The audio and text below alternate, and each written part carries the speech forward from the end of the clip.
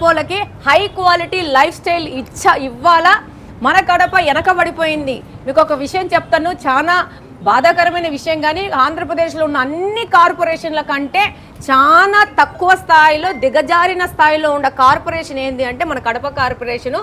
ఇది ఏర్పడి 20 సంవత్సరాలైంది. 20 సంవత్సరాలైనా కానీ సరైన ఆలోచనలు, అభివృద్ధి మీద విజనరీ లేని వాళ్ళందరూ దీని మీద పెత్తనం చేయడం వల్ల, వాళ్ళ ఆధీనంలో ఉండడం వల్ల కడపకి డెవలప్మెంట్ అనేది చూడలేకపోయినారు.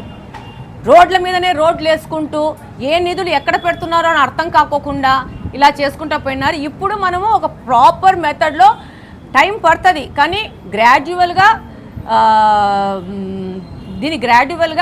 ఒక్కొక్క మెట్టు చేసుకుంటూ వచ్చి కడపను మిగతా కార్పొరేషన్కు ధీటుగా చేసుకోవాల్సిన అవసరం ఉంది. మిగతా కార్పొరేషన్లకు ధీటుగా ఇక్కడ కూడా ఆదాయ వనరులు సాధించుకోవాల్సిన అవసరం ఉంది. ఈ సంవత్సరము కడప కార్పొరేషన్ ఆదాయం కూడా పెరిగింది.